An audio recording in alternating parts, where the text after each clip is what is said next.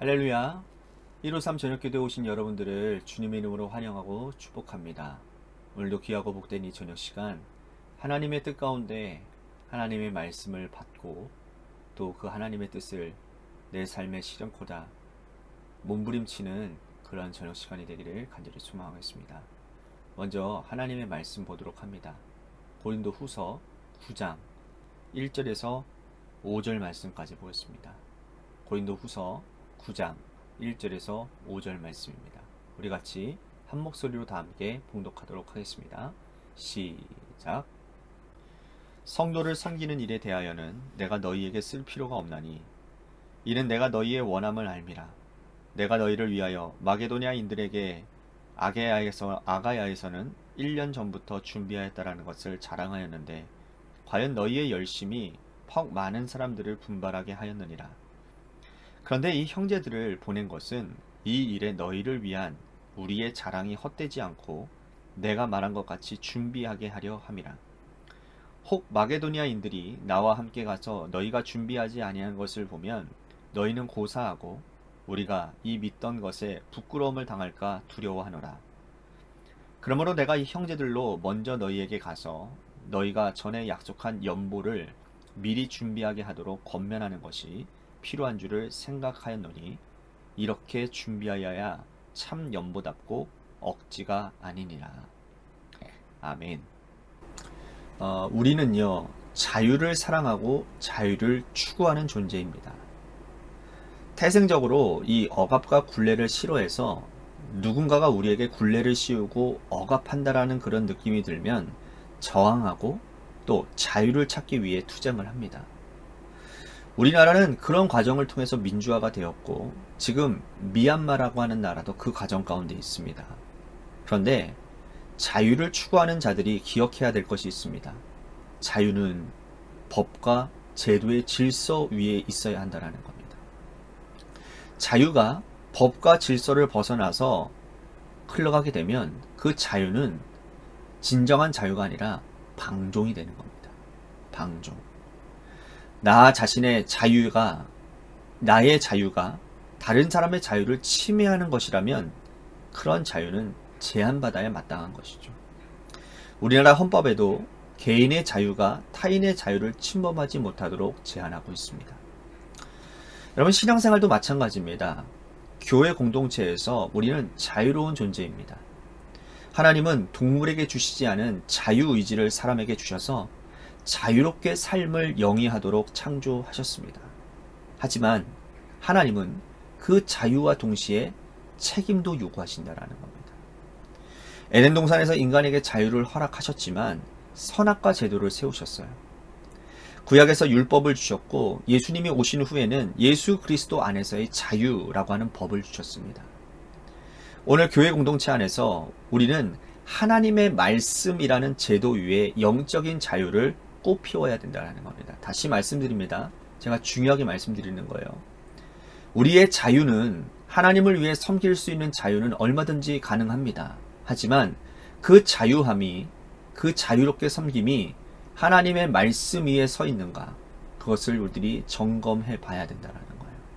그렇지 않으면 개인의 좋음으로 자기가 좋아서 하는 일이 되고 그것이 하나님의 영광을 위해 하는 일이라고 착각할 수 있다는 거예요.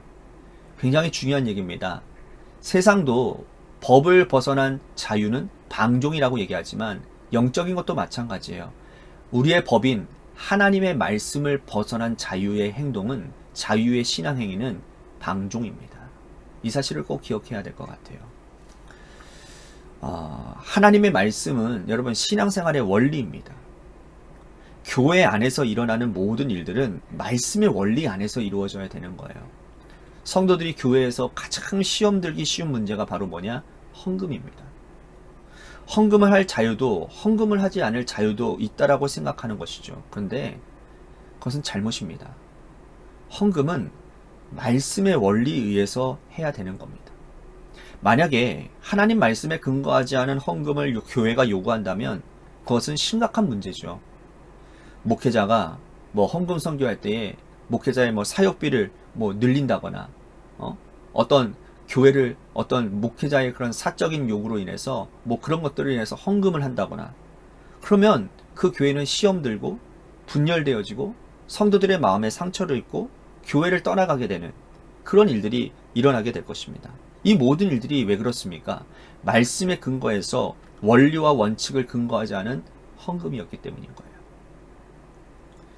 바울이 고린도 교회 성도들에게 헌금을 요청하는데 자신의 감정의 근거에서 요청하지 않습니다. 바울은 철저하게 성경적 헌금의 원리를 설명하고 있는 거예요. 이렇게 하면 문제될 것이 하나도 없습니다.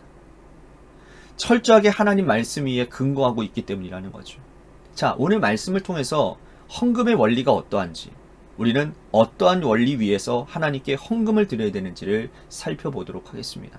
자, 2절과 3절 말씀을 제가 읽도록 하겠습니다. 이는 내가 너희의 원함을 알미라. 내가 너희를 위하여 마게도니아인들에게 아가야에서는 1년 전부터 준비하였다라는 것을 자랑하였는데 과연 너희의 열심이 퍽 많은 사람들을 분발하게 하였느니라.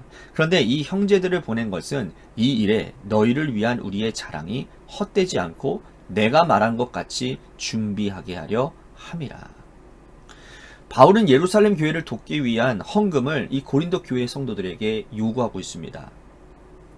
바울은 고린도전서 16장에서 먼저 헌금을 요청을 했죠. 이때부터 고린도 후서를 쓸 때까지 약 1년 정도의 시간이 경과되어졌습니다. 바울은 헌금을 미리 준비시킨 거죠. 자, 헌금의 원리 중에 첫 번째는 준비하여 드리는 겁니다. 예배 드리기 직전에 주문이 뒤지면서 없으면 있으면 하는 것이고 없으면 하는 것이 없으면 하지 않는 것, 하나님께 드리는 헌금이 아니라는 거예요. 헌금의 가장 중요한 원리는 준비하여 드리는 겁니다. 여러분, 준비하는 사람이 유익을 누립니다. 그는 하나님께 은혜를 받았어요. 기도로 준비하면서 물질은 내 것이 아니고 하나님의 것임을 깨닫고 마음을 담아서 드립니다. 창세기 4장에 보면요, 가인과 아벨의 제사가 나옵니다. 거기서 하나님은 이미 말씀하셨어요. 하나님은 아벨의 제사를 기쁨으로 받으셨지만 가인의 제물은 받지 않으셨다고. 하나님은 예물만 받으시는 것이 아니라 그 사람의 인격까지 받으시는 거예요. 그러므로 우리는 준비된 예물을 드려서 우리의 인격과 함께 드려야 된다는 겁니다. 또한 준비하여 드리는 예물은 주변 사람들에게도 선한 영향력을 끼칩니다. 바울은 고린도 교회가 준비하여 드리는 헌금이 이 마게도니아 지역의 성도들을 분발하게 했다라고 말을 해요. 유럽 북부 지역인 마게도니아와 남부 지역에 있는 아가야 지역은 당시의 거리로는 상당히 먼 거리입니다. 저도 요번에 성지순례를 떠나면서 이 고린도에서, 그러니까 고린도가 아테네에서 조금 떨어진 그런 도시거든요. 이제 고린도에서 저 마게도니아까지 가는데 버스로는 한 5시간 걸립니다. 5시간. 그러니까 버스로 5시간을 간다고 한다면 이때 당시에는 그냥 걸어서 가면 꽤 오래 걸리는 시간인 거죠. 뭐 3일, 4일 그 정도는 넉넉히 걸리지 않겠습니까? 빠르게 가봐야 4일이겠죠. 그러니까 굉장히 먼 거리예요. 그런데 소문이 마게도니아 교회까지 영향을 주었고 성도들을 감동시켰다라는 겁니다. 빌립보 교회, 데살로니가 교회, 베레아 교회 성도들은 이 고린도 교회 성도들이 1년 전부터 준비하고 있다는 사실에 은혜를 받은 거예요. 그래서 준비하여 드린 헌금이 이렇게 영향력이 있다라는 거예요. 이어서 7절 말씀에 보면 각각 그 마음에 정한 대로 할 것이요 인색함으로나 억지로 하지 말지니 하나님은 즐겨내는 자를 사랑하신다 그랬어요. 자, 헌금을 드릴 때 신경을 쓰는 것 중에 하나가 바로 뭐냐면 옆 사람이 얼마나 드렸을까라는 거예요. 교회 중직인데 이 정도 드려야 되지 않을까라는 걱정입니다. 헌금을 집행하는 교회도 문제예요. 성도 간의 경쟁을 막 부추깁니다. 누구는 얼마를 했다고 헌금 액수를 흘려보냅니다. 이런 행동은 사람들의 마음에 상처를 줍니다. 헌금을 받아 집행하는 교회는 결코 이런 일을 해서는 안 된다라는 거예요. 드리는 자들은 즐겨내고 자신의 형편과 처지를 살펴서 인색함으로 하지 않으며 마음에 정한 대로 드려야 된다는 거예요.